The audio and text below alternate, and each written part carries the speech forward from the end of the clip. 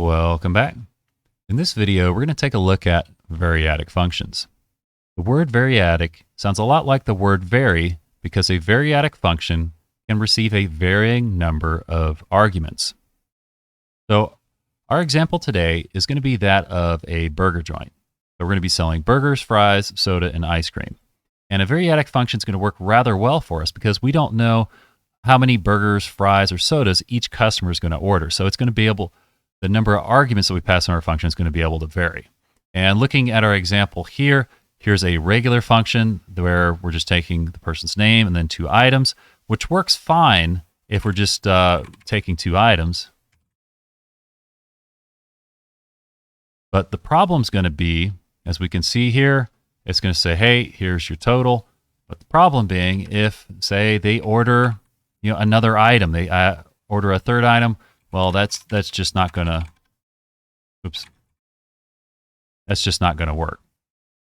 Too many arguments in call because it's expecting, three, a string, and two floats. It's not, as we can see from our signature here, it's not expecting a third one. Now, one thing that we're familiar with is inside the func package is the print line function. As we can see here, we can run it with 5 different things. We could actually take one away and it's still going to work. So this is a variadic function. If we take a look at it here, if we look at the function signature of the print line, it has an ellipsis in front of our data type. So it takes an empty interface, which could be a string, a number, whatever it might be, but the ellipsis in front of it says, hey, this is a variadic function. So let's go ahead and take a closer look at that.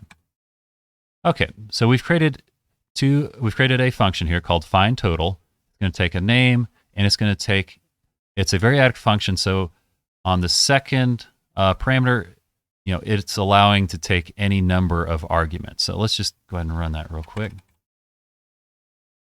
As we can see, John's total was 741 and then 1880. I probably should have changed the names up so they seem like different customers. But anyway, let's go ahead and take a look at our function here. So here is our variadic function. So in our function signature, there's a couple things we need to be aware of. Of course, we need the ellipsis, and this is going to go in front of the data type on our last parameter. So here we have items, it's of type float, and our ellipsis is going to say, hey, this is variadic, so you can take a varying number of these. It could take 0 or it could take many. So one thing we'll take a look at here later, if you try and put that in a different place, it's not going to work. But anyway, this one's pretty straightforward. The variable here, items, is actually, we're going to be passing in a slice of float 64. Whatever this data type is, it's going to be passing a slice into items.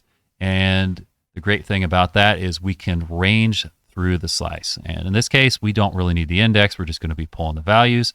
We're going to be adding that to our t, which is going to be our total. And then at the very end, we're saying that we have a 10% tax rate. So, and then at the end, we're just formatting our printing. We're just printing the value for the name, which was John, that was passed in. And your total is $, and they're saying, hey, I want to float, but I only want it to 2 decimal places. So that way, we don't have, 0.8137, whatever it might be. Anyway, let's go ahead and go back up here. Now, with a variadic function, arguments may be omitted, but that is only the variadic, the one with the ellipsis in front. So, as you can see here, where it's expecting, a name, and for items, we don't actually have to have anything there. So let's just run that. Okay, so we got $0. So John didn't order anything. Now, the one thing to be aware of this, if they're not passing anything in, it's just doesn't receive anything, then it's just going to be a nil value. And then, of course, we're just going to have 0. But anyway, if go ahead and take a look at the next one here. Okay, so in this one, we don't have the first, we're not passing in an argument for that first parameter, and that's going to cause a problem. So on our function here, the one with the ellipses in front, the one that can take a varying number of arguments, we don't have to put anything there. We can have 0 items there. But everything else, just like a regular function, is required. So in this one, since we specified in the function signature that we need a name of type string, well, we have to provide that. So if we tried to run that, as you can see, this variable here is really just a float. That's not a string. So that's going to run or that's going to cause an error.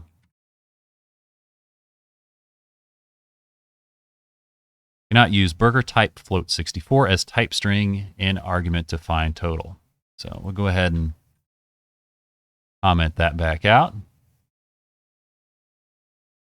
And in this example here, like I said, the final parameter has to be the one, if you have an ellipsis in there, it has to be on the final parameter. So in this one, we made another function called find total 2, and let's go ahead and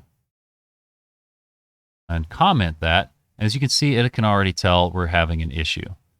Can only use ellipsis with final parameter in list. So it would need to be this list of parameters. Well, this needs to be on the right. And of course, if we run it, we're going to have a syntax error. So cannot use ellipsis with non-final parameter item. So it, name string is our final parameter item. So that's why we're going to have an issue. So I'm going to go ahead and comment that back out.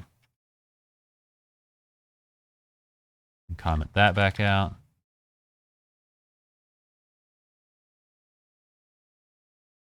Now, one thing neat with this is that you can still, you can actually, when you have a function that is a variadic function, it can receive a slice. So here we have an order, which is a slice of float 64. We got 2 burgers, a soda, and an ice cream, and an order of fries.